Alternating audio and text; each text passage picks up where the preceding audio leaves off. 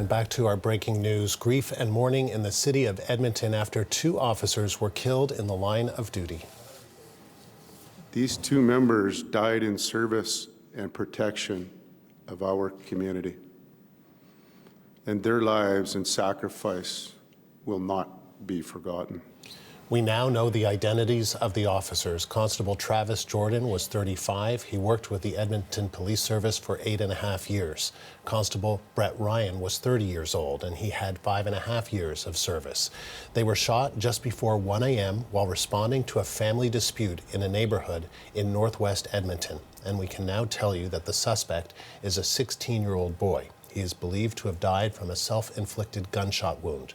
The woman who was taken to hospital was his mother. She was also shot.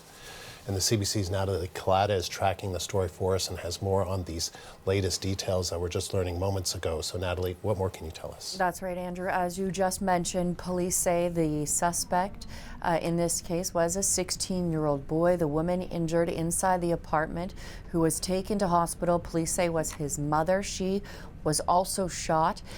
We know she was taken to hospital in serious condition. However, she's now in stable condition. This is the latest information coming to us. Earlier today, police say Constable Brett Ryan and Travis Jordan were responding to a family dispute. They arrived at the apartment complex just before 1 in the morning local time. Police Chief McPhee says they approached the apartment suite, and before they had even gotten inside, they were at that point shot by a male subject. We now know that was a 16-year-old boy. Now, Chief McPhee saying that the preliminary information indicates neither officer had time to discharge their weapons. This indicates it's all happened very quickly. The 16-year-old boy, according to police, appears to have died from a self-inflicted gunshot wound. The officers were rushed to hospital. There were attempts to try and save their life. However, that was unsuccessful, and Constable Ryan and Constable Jordan were pronounced dead at the hospital. Now, police also say the woman who was taken inside the apartment to hospital, we now know that was the suspect's mother. She, as we said, was shot, had serious injuries, is now in stable condition. Very much a developing story. And we know police aren't giving very many details. Earlier today, they said they took no questions. They said they were working to confirm those details. And of course, now we have some of that information coming to us that the suspect in this case, a 16-year-old boy, the woman injured his mother. Andrew? And Natalie, we've heard from residents there before, perhaps learning these latest details about who the suspect was and the relationship with his mother and how young he was, 16 years old. We're also hearing from the Edmonton police chief.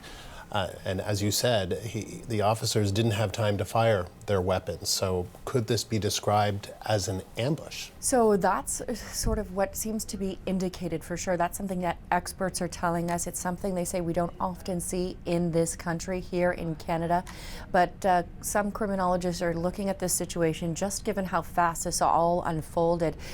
It seems to indicate that. Here's more from one. Much of the training, the law enforcement training, of course, is prepares officers for gunfight engages with, say, someone exiting a building who doesn't want to be taken, or you're in hot pursuit and the suspect turns and fires. But to prepare for these types of ambushes, which is a scenario I deduced immediately when I heard that they hadn't even unholstered their weapons. So, I mean, the only explanation is that this person was lying in wait and got the drop on them, on both of them, which again is, it'll be interesting to see in light of these 2 near consecutive tragedies, these double homicide ambushes, what the immediate effect is on officer safety training. So, of course, we will be watching for that, but as you know, Andrew, very much a developing story, and of course, we are now learning the new details that the male suspect was a 16-year-old boy, and that the woman taken to hospital was his mother, and she was, in fact, shot. All right, Natalie, thank you. The CBC's Natalie Collada.